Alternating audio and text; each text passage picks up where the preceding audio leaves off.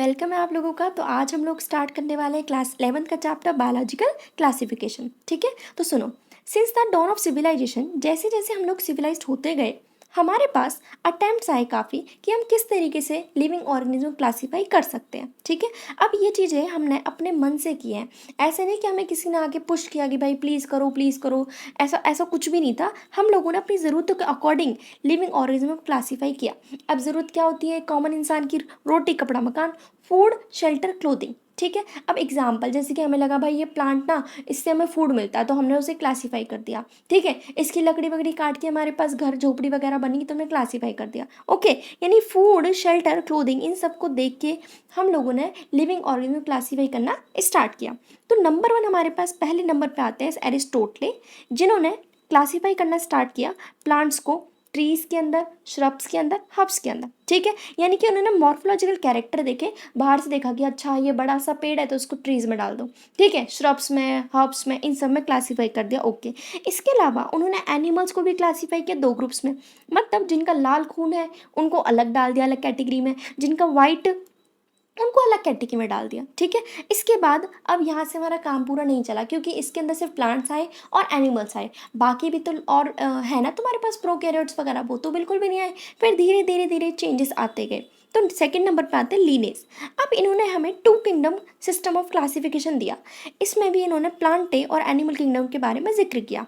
इन्होंने बोला कि प्लांटे के अंदर प्लांट्स आएंगे, एनिमलिया किंगडम के अंदर एनिमल्स आएंगे। अब इन्होंने डिस्टिंग्विश नहीं किया कि कौन यूकैरियोट होगा, कौन प्रोकैरियोट होगा। ठीक है, कौन यूनिसेलुलर होगा, कौन मल्टीसेलुलर ऑर्गेनिज्म होगा, है ना। यहाँ तक कि इन्होंने ये भी नहीं बताया कौन सा फोटोसिंथेटिक होता है, कौन सा नॉन फोटोसिंथेटिक होता है, यानी कौन ऑटोट्रॉफ है, कौन हेटरोट्रॉफ है। यहाँ पे इन्होंने कोई भी डिस्टिंग्विश नहीं किया किसी भी चीज़ के बीच में। ठीक है, तो जो क्लासिफिकेशन थी हमने प्लांट्स एनिमल्स की तो आराम से कर ली और वो इजीली अंडरस्टैंडेबल थी। बट दिक्कत क्या आई, ऐसे काफ़ी ऑर्गेनिज्म थे जो ना तो प्लांट्स की कैटेगरी में फिट बैठ रहे थे, ना ही एनिमल्स की कैटेगरी में बैठ रहे थे। ठीक है, तो जो 2 किंगडम जो क्लासिफिकेशन था वो लंबे समय तक किसी भी काम का नहीं था, इनएडिक्वेट था। ठीक है, सो धीरे धीरे हम लोगों ने सोचा एक तरीके से कि सेल स्ट्रक्चर, है ना, nature of cell wall, mode of nutrition, habitat, method of reproduction, evolution, relationship, इन सब को देखते हुए भी हमें क्लासिफिकेशन करने की ज़रूरत है। ठीक है, सो जो क्लासिफिकेशन सिस्टम था लिविंग ऑर्गेनिज्म का, उसमें काफ़ी सारी चेंजेस आते गए हैं। ठीक है, over a period of time. तो प्लांट्स एनिमल्स किंगडम जो भी था वो तो रहा ही रहा है। ठीक है, लेकिन ऐसे ऑर्गेनिज्म था जो ना तो प्लांट के अंदर फिट बैठ रहे थे ना ही एनिमल के अंदर, तो उनके लिए हमने डिफरेंट डिफरेंट किंगडम्स बनाए। ठीक है, सो प्लांट और एनिमल किंगडम तो कांस्टेंट रहा, लेकिन जो ऐसे ऑर्गेनिज्म थे उनको हमने डिफरेंट डिफरेंट कैटेगरीज में डाल दिया, डिफरेंट डिफरेंट किंगडम्स में डाल दिया। उनके नंबर्स को देख के किस तरीके का उनका नेचर होगा उनके अकॉर्डिंग मैंने किंगडम्स में उनको क्लासीफाई किया। ठीक है, डिफरेंट डिफरेंट साइंटिस्ट ने। अब हमारे पास किंगडम आते हैं 5 किंगडम। अब वो कौन देता है? RH विटेकर देते हैं। ठीक है, सो इन्होंने हमें 5 किंगडम क्लासिफिकेशन दिया। सुनो, 5 किंगडम है। Number 1 मोनरा, number 2 protista, 3 fungi, Plantae, Animalia. अभी तक आप 2 नाम पढ़ते आ रहे हो, Plantae Animalia, Plantae Animalia. Plantae मतलब जिसमें सारे प्लांट्स होंगे, एनिमिलिया जिसमें सारे के सारे एनिमल्स होंगे। ठीक है, इसके अलावा हम फंजाई भी पढ़ते ही हैं। ठीक है, ये भी कॉमन है। So number 1 मोनरा, protista, fungi, Plantae and Animalia. आप इसको कैसे याद रखोगे? तो सुनो, पहला जो मोनरा है, सुनो, पहली जो चीज़ आई होगी तुम्हें लग रहा होगा ना वो बिल्कुल थोड़ी सिंपल टाइप होगी, उसमें कुछ ज़्यादा कुछ कॉम्प्लेक्सिटी नहीं होगी, बिल्कुल। सो मोनरा जो किंगडम था वो हमारे पास उसकी जो सेल थी वो सारे के सारे प्रोकैरियोट्स थे। और अगर मैं प्रोटिस्टा, फंजाई, प्लांटे, एनिमिलिया, वो सारे के सारे यूकैरियोट थे। सो डिफरेंसेस याद करते चलो, मोनरा हमारे पास प्रोकैरियोट है, बाकी सारे के सारे यूकैरियोट्स हैं। ठीक है, इनके पास सेल वॉल बिल्कुल नहीं थी। ठीक है, जबकि बाकियों के अंदर सेल वॉल होती है। ठीक है, प्रोटिस्टा की बात करूँ तो किसी किसी के अंदर हो सकती है, किसी किसी के अंदर नहीं, क्योंकि सोच के देखो मोनरा से बस धीरे धीरे हम चल रहे हैं आगे की तरफ। ठीक है, सो मोनरा से धीरे धीरे धीरे धीरे हमने डेवलपमेंट की, फिर आगे जाके प्रोटिस्टा आया, फिर फंजाई आई, फिर प्लांट आया, फिर एनिमल्स वगैरह आए। तो हमारे पास प्रोटिस्टा के अंदर किसी किसी के अंदर सेल वॉल हो सकते हैं, किसी के अंदर नहीं। और फंजाई की तो हमें पता ही है, उसके पास टाइटन प्रेजेंट होता है। ठीक है, प्लांटे के अंदर सेलुलोज होता है, क्लियर। और एनिमल्स के अंदर तो कोई सेल वॉल होती ही नहीं है। ठीक है, ये याद हो गया। इसके अलावा जितने भी जो प्रोकैरियोट्स होते हैं उनके पास न्यूक्लियर मेम्ब्रेन होती ही नहीं है, इसमें कौन सी रॉकेट साइंस है। ठीक है, बाकी जितने भी जो यूकैरियोट्स हैं उनके पास तो होनी ही होनी है हमारे पास न्यूक्लियर मेम्ब्रेन।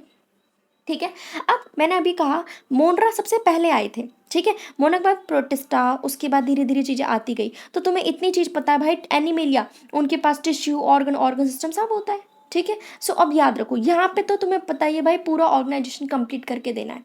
अब शुरुआत करते हैं थोड़े कम से। तो पहले सेल बनवा दो मोनरा के अंदर। प्रोटिस्टा को भी थोड़ा अभी ऐसे ही रखो, ठीक है। सो प्रोटिस्टा के अंदर भी सेल्स ही आई हैं अभी। अब फंजाई के अंदर उसको मल्टी सेलुलर कर दो, थोड़े थोड़े सेल के गुच्छे डाल दो, टिश्यू डाल दो वहाँ पे, ठीक है। प्लांटे के अंदर टिश्यू भी है और ऑर्गन भी है, क्लियर। एनिमेलिया के अंदर पूरे के पूरे कंप्लीट ऑर्गेनाइजेशन वहाँ पे हो चुका है।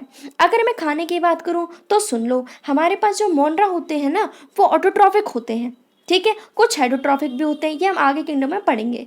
अगर मैं प्रोटिस्टा की बात करूँ तो ऑटोट्रॉफिक, फोटो सिंथेटिक और हेटरोट्रॉफिक ये दोनों सेम ही है, क्लियर।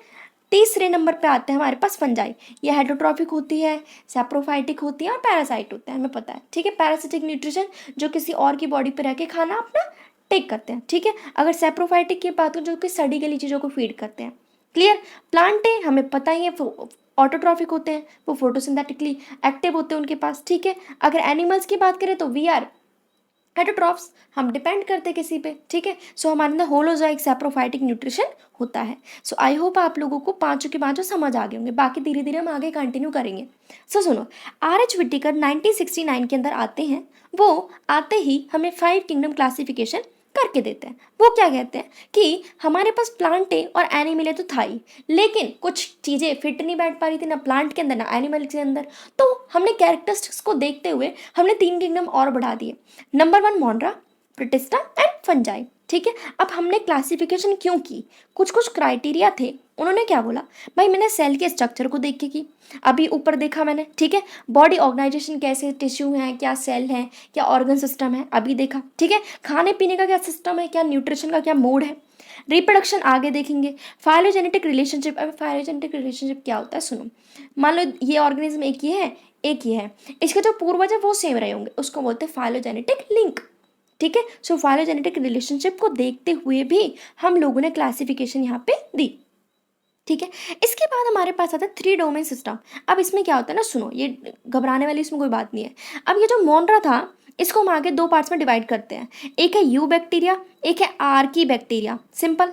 तो 2 डोमेन तो ये हो गए, ठीक है, यू बैक्टीरिया, आर्की बैक्टीरिया, यानी मोनरा को हमने 2 डिवीजन में डिवाइड कर दिया, क्लियर।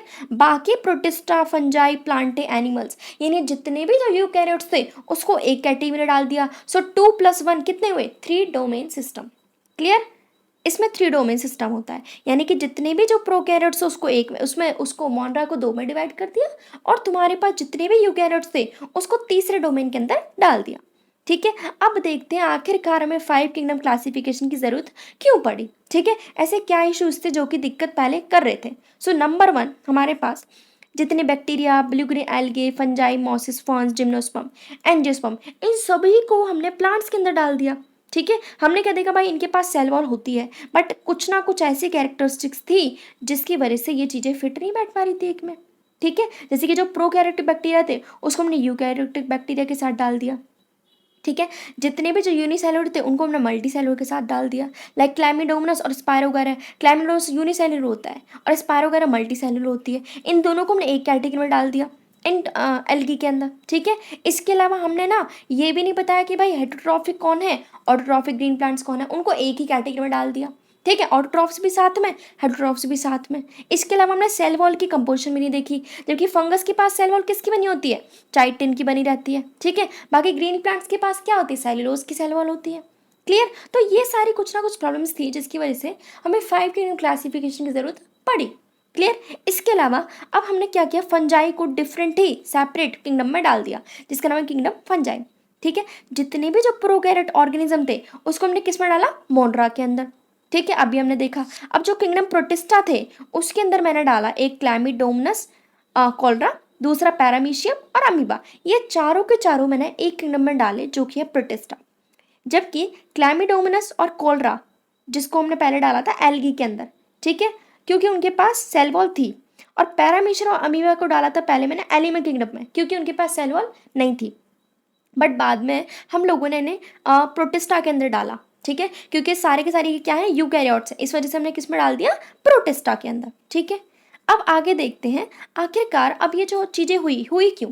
तो धीरे धीरे अब क्या होगा, हमारे पास क्राइटेरिया चेंज हुआ क्लासिफिकेशन का, और आगे भी हम लोग फ्यूचर में भी सोच रहे हैं कि हमारे पास दोबारा से इम्प्रूवमेंट की जाएगी क्लासिफिकेशन के अंदर, क्योंकि अब साइंटिस्ट ना कैरेक्टरिस्टिक्स तो देख ही रहे हैं, उसके अलावा हम उनके इवोल्यूशनरी रिलेशनशिप पूर्वजों में भी झांक के देख रहे हैं कि क्या क्या लिंक रहे हैं, कि किस तरीके से आज की जो लिविंग ऑर्गेनिज्म है वो पुराने वालों से किस तरीके से लिंक कर रहे हैं, किस तरीके से रिलेट कर रहे हैं।